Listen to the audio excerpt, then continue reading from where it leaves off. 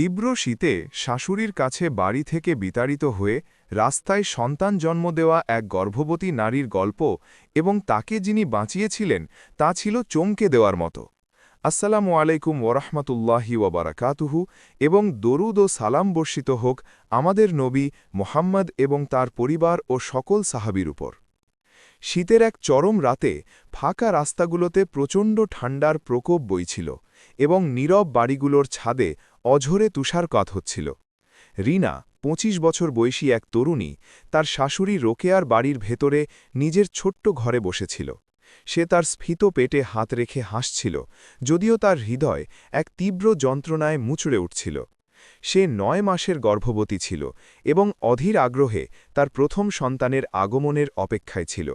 কিন্তু যে আনন্দ তার হৃদয়কে পূর্ণ করার কথা ছিল তা এক গভীর বিষাদ এবং অন্তহীন ভয়ের সাথে মিশেছিল। তার স্বামী হাসান ৩ মাস আগে একটি দূরের দেশে পাড়ি জমিয়েছে কাজের সন্ধানে, যাতে তার ছোট্ট পরিবারের ভবিষ্যৎ সুরক্ষিত করা যায়। সে রিনাকে তার মা রোকেয়ার তত্ত্বাবধানে রেখে যায়, যে কিনা ছেলের সাথে বিয়ের প্রথম দিন থেকেই রিনা উপস্থিতি সহ্য করতে পারত না। রোকেয়া ছিল এক পাষাণ হৃদয়ের, রূঢ় মেজাজের নারী। সে রিনাকে নিজের জীবনের উপর এক ভারী বোঝা মনে করত এবং তার সাথে নির্দয়ভাবে কঠোর আচরণ করত। গর্ভাবস্থার একেবারে শেষ পর্যায়ে থাকা সত্ত্বেও রোকেয়া তাকে বাড়ির সব ভারী ও কঠিন কাজ করতে বাধ্য করত এবং সামান্য কারণে হৃদয় বিদারক সব কটু কথা বলে তাকে তিরস্কার করত। ঠিক সেই রাতে রিনা তার দুর্বল শরীরকে গ্রাস করা প্রচণ্ড ক্লান্তি সত্ত্বেও পুরো বাড়ি পরিষ্কার করার কাজ শেষ করেছিল এবং যখন সে একটু বিশ্রাম নেওয়ার জন্য সিঁড়ি বেয়ে নিজের ঘরে উঠল, তখন সে শুনতে পেল রোকেয়ার চিৎকার বজ্রপাতের মতো পুরো বাড়িতে প্রতিধ্বনিত হচ্ছে। রিনা এক হাত পেটে ধরে এবং পিঠে বাড়তে থাকা ব্যথা নিয়ে অনেক কষ্টে সিঁড়ি দিয়ে নিচে নেমে এল।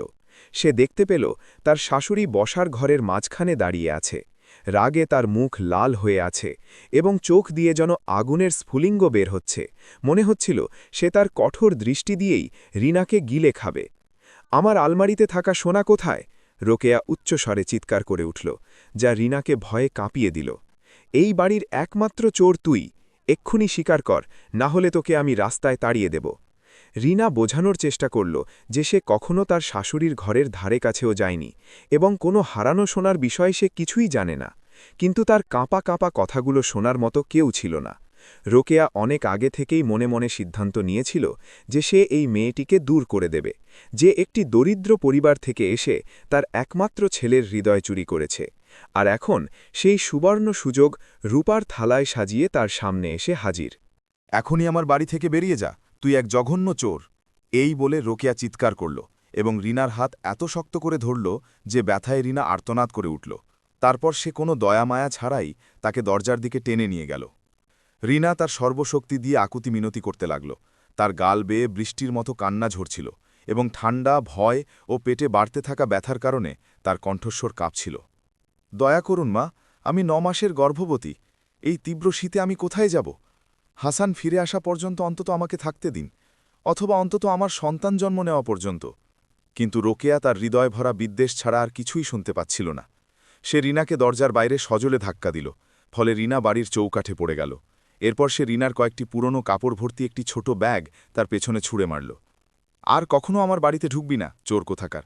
আর হাসান ফিরে এলে তুই যা করেছিস তা আমি তাকে বলবো, সে তোকে নিশ্চিত তালাক দেবে। রোকেয়া উপহাস ভরা কণ্ঠে চিৎকার করল। তারপর সে সজোরে দরজাটি বন্ধ করে দিল, যার শব্দ এক চূড়ান্ত ও অপরিবর্তনীয় সিদ্ধান্তের মতো সেই নিস্তব্ধ রাতে প্রতিধ্বনিত হল। রিনা বন্ধ দরজার সামনে দাঁড়িয়ে রইল। তার শরীর তীব্র ঠান্ডায় কাঁপছিল, যা তার হাড়ের ভেতর পর্যন্ত প্রবেশ করতে শুরু করেছিল। সে আরেকবার দরজায় কড়া নাড়ার চেষ্টা করল, এই আশায় যে হয়তো তার শাশুড়ির মন গলবে। কিন্তু কেউ তার জন্য দরজা খুলল না, এমনকি তার সেই হতাশাজনক কড়া নাড়ার কোনো উত্তরও দিল না। রাতের সেই শেষ প্রহরে রাস্তাটি একেবারেই জনশূন্য ছিল। তুষারপাত আরও ঘন হয়ে পড়ছিল, যা মাটিতে একটি পুরু সাগা স্তরের আবরণ তৈরি করল।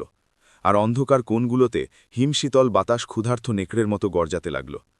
রিনা তার ছোট ব্যাগটি তুলে নিয়ে অন্ধকার রাস্তায় হাঁটতে শুরু করল। সে জানে না সে কোথায় যাচ্ছে। প্রতি পদে তার পা তুষারের ভেতর দেবে যাচ্ছিল এবং তার দুর্বল শরীর ক্লান্তি, ঠান্ডা এবং হৃদয়ের মুছড়ে ওঠা ভয়ে যেন ভেঙে পড়ার উপক্রম হচ্ছিল। সে হাসানের সাথে যোগাযোগ করার কথা ভাবছিল, কিন্তু সে জানত যে তার নতুন নম্বরটি তার কাছে নেই। তাছাড়া রিনার নিজের যে ফোনটি ছিল সেটিও রোকেয়া কয়েক সপ্তাহ আগে এই অজুহাতে কেড়ে নিয়েছিল যে তার বাড়িতে রিনার কোনো কিছুর মালিকানা হওয়ার অধিকার নেই। রিনা দীর্ঘ সময় ধরে হাঁটতে লাগল, যতক্ষণ না ঠান্ডায় তার পা অসাড় হয়ে গেল। হঠাৎ সে অনুভব করল যেন একটি গরম ছুরি তার পেট চিরে ফেলছে। সেই তীব্র ব্যথায় সে থেমে গেল এবং হাঁপাতে হাঁপাতে 2 হাত দিয়ে তার পেট চেপে ধরল। সেই ভয়ঙ্কর মুহূর্তে সে বুঝতে পারল যে তার প্রসব বেদনা শুরু হয়ে গেছে। তার অনাগত সন্তান সবচেয়ে খারাপ পরিস্থিতিতে এই নির্মম পৃথিবীতে ভূমিষ্ঠ হতে চাইছে, একটি অন্ধকার রাস্তায়, তীব্র শীতে এবং কোনো সাহায্য বা অবলম্বন ছাড়াই। ভবনের দেওয়াল ঘেঁষে মাটিতে লুটিয়ে পড়ল। তার চোখের জল ঝরে পড়া তুষারের সাথে মিশে যাচ্ছিল এবং তার চাপা আর্তনাদ বাতাসের গর্জনে হারিয়ে যাচ্ছিল। ব্যথাটি ছিল অসহনীয়। রিনার শরীরের প্রতিটি পেশি এক ভয়ঙ্কর শক্তিতে সংকুচিত হচ্ছিল এবং তার চিৎকার আরও জোরালো হচ্ছিল। যদিও সে শব্দ চেপে রাখার চেষ্টা করছিল, এই ভয়ে যে লোকেরা তাকে পাগল বা রাস্তায় প্রলাপবকা কোনো নেশাগ্রস্ত মনে করতে পারে। সেই ভুতুড়ে রাস্তায় অন্ধকার, তীব্র ঠান্ডা এবং ভয় ছাড়া আর কেউ ছিল না। রিনা জানত যে এই ভয়ঙ্কর পরীক্ষাটি তাকে সম্পূর্ণ একাই মোকাবিলা করতে হবে।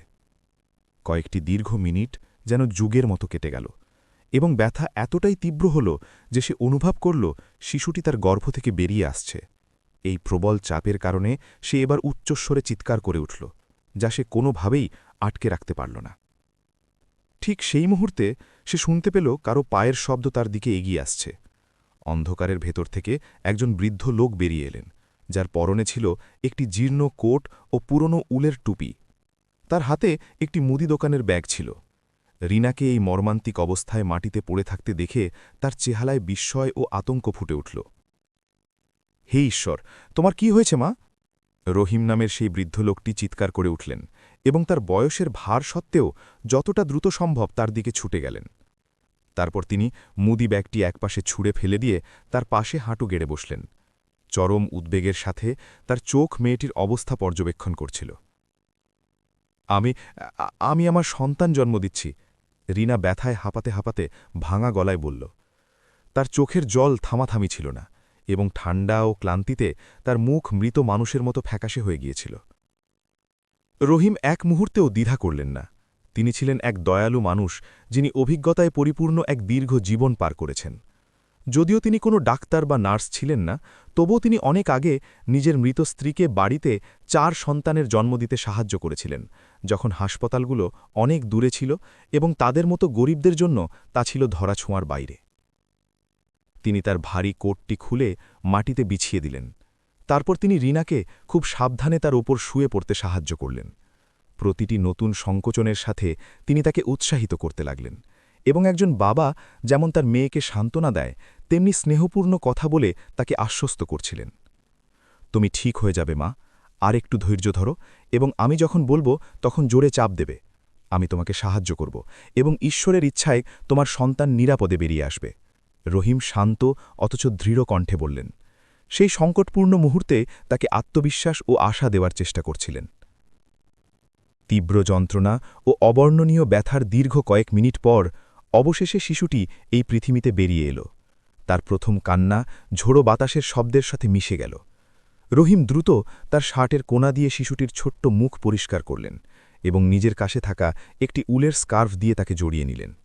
তারপর তিনি শিশুটিকে রিনার কোলে তুলে দিলেন, যে কিনা এখন আনন্দ ও দুঃখ দুটোর মিশলেই কাঁদছে। এটি একটি সুন্দর ছেলে সন্তান। ঈশ্বর তোমারই সন্তানের মঙ্গল করুন মা। রহিম তার বড় বড় চোখে অশ্রু জমলেও এক উষ্ণ হাসির সাথে ফিসফিস করে বললেন। এরপর তিনি উদ্বেগের সাথে চারদিকে তাকিয়ে যোগ করলেন, তবে তোমাকে এখনই একটি উষ্ণ জায়গায় নিয়ে যেতে হবে। তুমি এই প্রাণঘাতী ঠান্ডায় এখানে কিছুতেই থাকতে পারো না।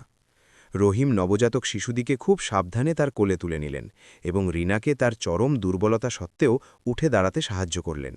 তারপর তিনি খুব ধীরে ধীরে তাকে নিয়ে তার ছোট্ট বাড়ির দিকে পা বাড়ালেন, যা সেই অভিশপ্ত জায়গা থেকে খুব বেশি দূরে ছিল না। তার বাড়িটি ছিল খুব সাধারণ, মাত্র 2টি ছোট ঘর এবং একটি সরু রান্নাঘর নিয়ে এটি তৈরি। তবে সেটি ছিল পরিষ্কার, উষ্ণ এবং একটি সাধারণ জীবনের স্মৃতিতে পরিপূর্ণ, যেখানে তিনি তার স্ত্রী ও সন্তানদের নিয়ে বাস করতেন, যারা এখন রোজগারের সন্ধানে দেশের বিভিন্ন প্রান্তে ছড়িয়ে ছিটিয়ে আছে। রহিম রিনাকে তার নিজের ঘরে নিয়ে এলেন এবং তাকে তার বিছানায় বসালেন। এরপর তিনি পুরনো হিটারটি জ্বালিয়ে দিলেন এবং তাকে ও তার সন্তানকে ঢেকে দেওয়ার জন্য একটি মোটা কম্বল এনে দিলেন। তারপর তিনি রান্নাঘরে গেলেন তার জন্য 1 কাপ গরম চা এবং তার কাছে থাকা কিছু খেজুর ও শুকনো রুটি আনতে। রিনা বিছানায় বসে তার ছোট সন্তানকে জড়িয়ে ধরে নীরবে কাঁদছিল। মিশ্র অনুভূতিতে তার হৃদয় মুচড়ে উঠছিল। নিজের সন্তানের আগমনের আনন্দ, সে যে কঠিন পরিস্থিতিতে পৃথিবীতে এলো তার জন্য এক গভীর বিষাদ এবং তাদের সামনে পড়ে থাকা এক অজানা ভবিষ্যতের প্রবল ভয়।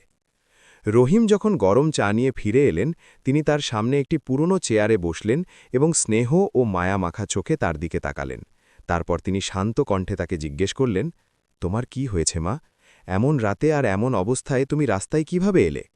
রিনা তাকে নিজের পুরো ঘটনা বলতে শুরু করল। কান্না ও ক্লান্তির কারণে তার কথাগুলো বারবার আটকে যাচ্ছিল। সে শোনাল কিভাবে তার পরিবারের অমত থাকা সত্ত্বেও হাসানের সাথে তার বিয়ে হয়, কিভাবে সে কাজের জন্য বিদেশ যায় এবং তাকে তার নিষ্ঠুর মায়ের কাছে রেখে যায়। সে আরও শোনাল কিভাবে রোকেয়া আজ তাকে চুরির অপবাদ দেয় এবং তার গর্ভাবস্থা ও তীব্র ঠান্ডার কথাও বিবেচনা না করে তাকে বাড়ি থেকে বের করে দেয়। রহিম গভীর মনোযোগ দিয়ে তার প্রতিটি কথা শুনলেন। এই হতভাগা মেয়েটির ওপর হওয়া অবিচারের মাত্রা বুঝতে পেরে দুঃখে তার মাথা নড়ছিল। রিনার কথা শেষ হলে তিনি দৃঢ় কণ্ঠে বললেন, তুমি চিন্তা করো না মা, এখন থেকে এটাই তোমার বাড়ি। যতক্ষণ না তোমার স্বামী ফিরে আসে এবং তোমার অবস্থার উন্নতি হয়, তুমি ও তোমার সন্তান এখানেই থাকবে। আমি আর কাউকে তোমার কোনো ক্ষতি করতে দেব না। রহিমের কথাগুলো রিনার ক্ষতে মলমের মতো কাজ করল। কয়েক মাসের মধ্যে প্রথমবার সে অনুভব করল যে সত্যি কেউ একজন তার খেয়াল রাখার আছে এবং ঈশ্বর এই নিষ্ঠুর পৃথিবীতে তাকে একা ছেড়ে দেননি। পরবর্তী দিনগুলোতে রহিম রিনা এবং তার সন্তানের এমনভাবে যত্ন নিলেন যেন তারা নিজের মেয়ে ও নাতি। নিজের বয়সের ভার ও দুর্বলতা সত্ত্বেও তিনি তাদের জন্য খাবার ও ওষুধ নিয়ে আসতেন এবং নবজাতকের যত্ন নিতে সাহায্য করতেন। এই দয়ালু লোকটির প্রতি রিনা এক গভীর কৃতজ্ঞতা বোধ করত। সে তার প্রত্যেক প্রার্থনায় প্রার্থনা করত যেন ঈশ্বর তার এই বিরল মানবতা এবং বলান্যতার জন্য তাকে উত্তম প্রতিদান দেন। কিন্তু তার হৃদয়ের গভীরে এমন এক কষ্ট ছিল যা দূর হবার নয়। হাসানের প্রতি তার তীব্র আকুলতা ছিল, যে এই ঘটনার কিছুই জানত না, আর তার মনে এই ভয়ও কাজ করত যে তার শাশুড়ি হয়তো তার নামে হাসানের কাছে মিথ্যা কথা বলে তাকে বিশ্বাস করিয়েছে এবং তাকে রিনার বিরুদ্ধে বিষিয়ে তুলেছে। রিনা রহিমের পুরনো ফোন দিয়ে কয়েকবার হাসানকে কল করার চেষ্টা করেছিল, কিন্তু তার নম্বরটি সবসময় বন্ধ অথবা নেটওয়ার্কের বাইরে থাকত। মনে হচ্ছিল ভাগ্য যেন তার বিরুদ্ধে ষড়যন্ত্র করছে, যাতে সে তার মনের থেকে ভালোবাসা স্বামীকে তার কাছ থেকে দূরে সরিয়ে রাখতে পারে। দিনগুলো সীসার মতো ভারী এবং ধীর গতিতে কাটছিল। রিনা রহিমের বাড়িতে বসবাস করছিল এবং তার নতুন জীবনের সাথে খাপ খাইয়ে নেওয়ার চেষ্টা করছিল। সে তার ছোট্ট শিশুর যত্ন নিচ্ছিল, যার নাম সে রেখেছিল আয়ান, আর সে এই দয়ালু মানুষটির প্রতি কৃতজ্ঞতাস্বরূপ ঘরের ছোটখাটো কাজে রহিমকে সাহায্য করত। কিন্তু রাতে যখন সবাই ঘুমিয়ে পড়ত, রিনা প্রায় প্রতিদিনই ভয়ঙ্কর সব দুঃস্বপ্ন দেখে জেগে উঠত। সে স্বপ্নে দেখত রোকেয়া তার মুখের উপর চিৎকার করছে ও অভিশাপ দিচ্ছে, আর সে দেখত হাসান তার দিক থেকে মুখ ফিরিয়ে নিয়ে না তাকিয়ে দূরে চলে যাচ্ছে। একদিন রিনা যখন ছোট্ট ব্যালকনিতে বসে তার সন্তানকে দোল দিচ্ছিল, তখন 40 এক নারী বাড়ির সামনে দিয়ে হেঁটে যাচ্ছিল। নারীটির পরনে ছিল সুন্দর পোশাক এবং হাতে একটি বিলাসবহুল হ্যান্ডব্যাগ। রিনাকে দেখতে পেয়ে সে হঠাৎ থেমে গেল এবং স্পষ্ট অবাক হয়ে তার দিকে তাকিয়ে রইল। নারীটি ব্যালকনির কাছে এগিয়ে এলো এবং তীব্র কৌতূহল নিয়ে জিজ্ঞাসা করল, তুমি কি জামালের মেয়ে রিনা? অপরিচিত সেই নারীর দিকে তাকিয়ে রিনা সতর্কতার সাথে উত্তর দিল, হ্যাঁ, আমি রিনা, কিন্তু আপনি কে, আর আমারও আমার বাবার নাম কিভাবে জানেন? নারীটি এক অদ্ভুত হাসি হেসে বলল, আমার নাম ফারহানা, আমি অনেক বছর আগে তোমার মৃত মায়ের বান্ধবী ছিলাম। আমি রোকেয়ার ছেলে হাসানের সাথে তোমার বিয়ের কথা শুনেছিলাম, কিন্তু আমি কখনোই ভাবিনি যে বৃদ্ধ রহিমার বাড়িতে তোমাকে দেখতে পাব। রিনা ভীষণ দ্বিধায় পড়ে গেল। এই নারী তার জীবন সম্পর্কে এত বিস্তারিত কিভাবে জানে এবং কেন সে তার ব্যাপারে এতটা আগ্রহী? ভদ্রতার খাতিরে রিনা তাকে ভেতরে আসতে এবং আতিথেয়তা গ্রহণ করতে আমন্ত্রণ জানাল। ফারহানা ছোট বসার ঘরটিতে বসল এবং সাবলীলভাবে অতীতের কথা বলতে শুরু করল। সে শোনাল কিভাবে সে রিনার মায়ের ঘনিষ্ঠ বান্ধবী ছিল এবং কিভাবে সে হাসানের পরিবারকে খুব ভালোভাবে চেনে, কারণ সে কয়েক বছর আগে একই পাড়ায় থাকত। তারপর হঠাৎ ফারহানা কথা থামাল এবং রিনার দিকে খুব গাম্ভীর্যের সাথে তাকাল। সে নিচু স্বরে বলল, রিনা, রোকেয়া তোমার সাথে কি করেছে তা আমি জানি। আমি জানি যে সে চুরির মিথ্যা অজুহাতে তোমাকে বাড়ি থেকে বের করে দিয়েছে। কিন্তু তুমি কি জানো যে রোকেয়া নিজেই তার সোনা লুকিয়ে রেখেছিল, যাতে সে তোমাকে দোষী সাব্যস্ত করতে পারে এবং তোমার হাত থেকে মুক্তি পায়? ফারহানার কথা শুনে রিনা হতভম্ব হয়ে গেল। তার হৃদয় পাগলের মতো দ্রুত স্পন্দিত হতে লাগল। সে বিস্ময় ও রাগে বড় বড় চোখ করে ফারহানার দিকে তাকিয়ে রইল। আপনি কি বলছেন? আপনি এগুলো কিভাবে জানেন? আপনি যা বলছেন তার কোনো প্রমাণ কি আপনার কাছে আছে? ফারহানা তার ব্যাগ থেকে একটি ভাঁজ করা কাগজ বের করে রিনার দিকে এগিয়ে দিল এবং বলল, আমার কাছে তার চেয়েও ভালো কিছু আছে। রোকেয়া সম্পর্কে আমার কাছে এমন তথ্য আছে যা তুমি বা হাসান কেউই জানো না, এমন তথ্য যা তোমার জীবন পুরোপুরি উল্টে দেবে। রিনা কাপা হাতে কাগজটি খুলল এবং দেখল সেখানে একটি জায়গার ঠিকানা ও ফোন নম্বর লেখা আছে।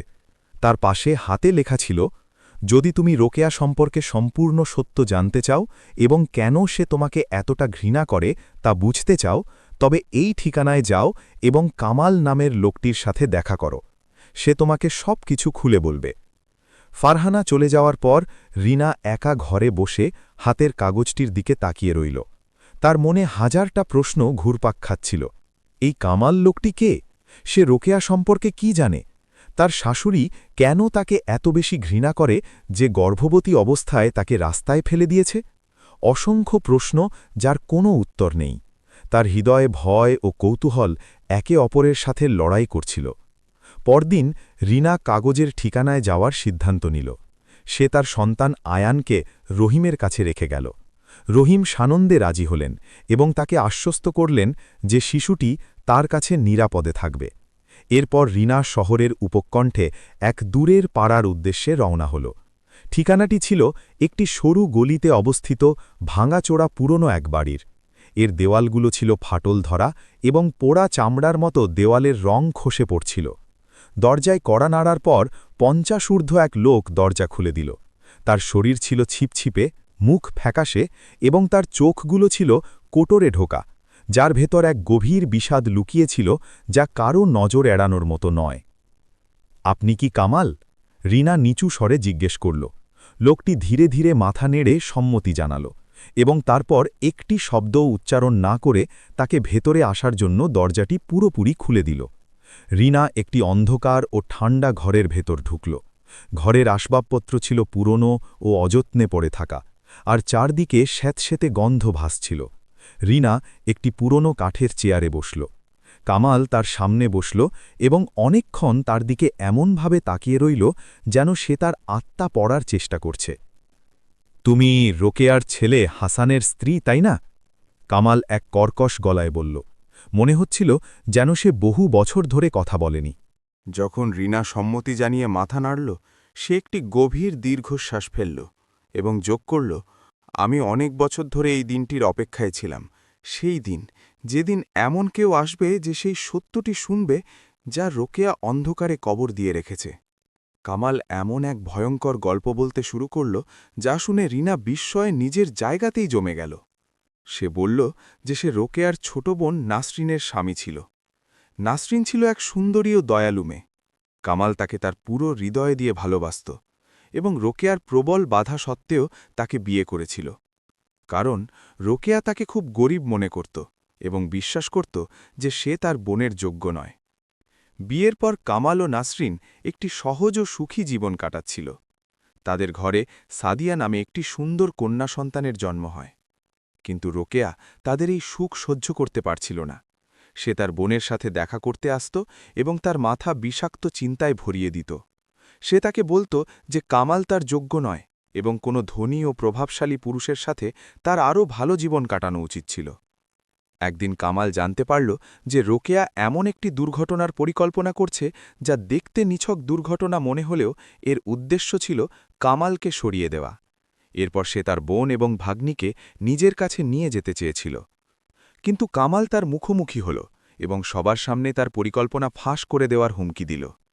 এতে রোকেয়া ভীষণ এগে গেল এবং তার ওপর প্রতিশোধ নেওয়ার শপথ করল। সেই দিনের কয়েক সপ্তাহ পর একটি ভয়াবহ দুর্ঘটনা ঘটে। কামাল ও নাসরিনের বাড়িতে আগুন ধরে যায়। পরবর্তীকালে তদন্তে প্রমাণিত হয় যে এটি কোনো সাধারণ দুর্ঘটনা ছিল না, বরং ইচ্ছাকৃতভাবে গ্যাস লিক করে আগুন লাগানো হয়েছিল। সেই আগুনে নাসরিন এবং তার ছোট মেয়ে সাদিয়া মারা যায়, আর কামাল অলৌকিকভাবে বেঁচে যায়, কিন্তু তার পায়ে এমনভাবে পুড়ে যায় যে তাকে সারা জীবন খুঁড়িয়ে হাঁটতে হয়। রোকেয়াই সেই আগুন লাগিয়েছিল মা। সেই নিজের বোন ও ছোট ভাগ্নিকে খুন করেছে, কারণ আমি নাসরিনকে তালাক দিয়ে তার হাতে তুলে দিতে রাজি হইনি, আর আমি তার প্রথম পরিকল্পনা ফাঁস করার হুমকি দিয়েছিলাম। কামাল অশ্রু এবং বছরের পর বছর ধরে চেতে রাখা রাগে রুদ্ধ কণ্ঠে বলল, কিন্তু আমি কিছুই প্রমাণ করতে পারিনি। আমার কাছে শক্ত কোনো প্রমাণ ছিল না। রোকেয়া নিজের অপরাধের চিহ্ন মুছতে খুবই চালাক ছিল। সে নিজের মৃত স্বামীর প্রভাব খাটিয়ে মামলাটি বন্ধ করে দেয় এবং এটিকে একটি সাধারণ ঘরোয়া দুর্ঘটনা হিসেবে চালিয়ে দেয়। উদ্বেগ ও অপেক্ষার কয়েক সপ্তাহ পর হাসান দেশে ফিরে এলো। সে রিনাকে কল করল এবং এক শীতল কণ্ঠে তাকে জানালো যে তার মা তাকে বিশ্বাস করিয়েছে যে রিনা একজন চোর এবং সে বাড়ি থেকে পালিয়েছে। হাসান তাকে তালাক দেবে এবং সে তার সন্তানকেও মেনে নেবে না। রিনা এই চরম আঘাতে ভেঙে পড়ল, কিন্তু রহিম তাকে এই পরিস্থিতির মোকাবিলা করার সাহস যোগালেন। রিনা সাহস সঞ্চয় করে তার সন্তান আয়ান এবং সেই মূল্যবান ফাইলটি হাতে নিয়ে তার শাশুড়ির বাড়িতে গেল। সে এমন এক দৃঢ়তার সাথে রোকেয়ার সামনে দাঁড়াল যা এর আগে তার মধ্যে কখনো দেখা যায়নি। হাসান সেখানে উপস্থিত হলে রিনা তার সামনে ফাইলটি খুলল এবং একের পর এক প্রমাণ দেখাতে শুরু করল। তার খালা নাসরিন এবং মেয়ে সাদিয়ার মৃত্যুর অগ্নিকাণ্ডের রিপোর্ট, হুমকি ভরা সব চিঠি এবং অপরাধের পরিকল্পনার বিষয়ে প্রতিবেশীদের সাক্ষ্য। প্রতিটি কাগজ পড়ার সাথে সাথে হাসানের চেহারায় অবিশ্বাস থেকে চরম আঘাতের রূপ ফুটে উঠতে লাগল। হঠাৎ রোকেয়া উন্মাদিনীর মতো কণ্ঠে স্বীকারোক্তি দিতে দিতে মাটিতে লুটিয়ে পড়ল। হ্যাঁ, আমি এটা করেছি। আমার বোন বোকা ছিল, সে এক গরিব লোককে বিয়ে করেছিল, তাই আমি তাকে শাস্তি দিয়েছি। আর এই মেয়েটিও তোকে আমার কাছ থেকে চুরি করতে এসেছিল, তাই আমি তাকে দূরে সরিয়ে দিতে চেয়েছিলাম। নিজের মায়ের এই বিকৃত স্বীকারোক্তিতে হাসান হতভম্ব হয়ে গেল। সে চরম ঘৃণা ও দুঃখ ভরা চোখে তার মায়ের দিকে তাকাল। এরপর সে রিনার দিকে ঘুরে দাঁড়াল এবং তার অদেখা সন্তানের কাছে এগিয়ে গেল। অঝোর ধারায় কাঁদতে কাঁদতে রুদ্ধ কণ্ঠে সে বলল, আমাকে ক্ষমা করে দাও রিনা, আমি সত্যিটা দেখতে এতটাই অন্ধ ছিলাম। সব কষ্ট সত্ত্বেও রিনা তাকে ক্ষমা করে দিল, কারণ তার হৃদয় হাসানকেই ভালোবাসত। তারা তাদের সন্তানকে নিয়ে রোকেয়ার কাছ থেকে দূরে এক নতুন জীবন শুরু করল, আর রোকেয়াকে আইনের হাতে সোপর্দ করা হল। রিনা, রহিম এবং কামালের সাথে দেখা করে তাদের জীবন বাঁচানোর জন্য এবং সত্য উদ্ঘাটনের জন্য ধন্যবাদ জানাল। সে হাসানের সাথে শান্তিতে জীবন কাটাতে লাগল এবং আয়ান বড় হয়ে একজন সৎ যুবকে পরিণত হল, যে তার মায়ের সংগ্রামের গল্প জানত এবং তার আত্মত্যাগকে সম্মান করত। এই গল্পটি আমাদের শিক্ষা দেয় যে অবিচার যতই দীর্ঘায়িত হোক না কেন, শেষ পর্যন্ত সত্যেরই জয় হয়। ধৈর্য এবং সাহস ন্যায় বিচারের দরজা খুলে দেয়। ঈশ্বর কখনও মাজলুমকে একা ছেড়ে দেন না, বরং গভীরতম অন্ধকারের মধ্যেও তাকে উদ্ধার করার জন্য কাউকে না কাউকে পাঠিয়ে দেন। এই হৃদয়স্পর্শী গল্পটি অনুসরণ করার এবং শোনার জন্য আপনাদের ধন্যবাদ। আমরা ঈশ্বরের কাছে প্রার্থনা করি, যারা এটি শুনবেন তাদের সবার জন্য যেন এতে শিক্ষা ও উপদেশ থাকে। দুরুদ ও সালাম বর্ষিত হোক আমাদের নবী মোহাম্মদ এবং তার পরিবার ও সকল সাহাবীর উপর।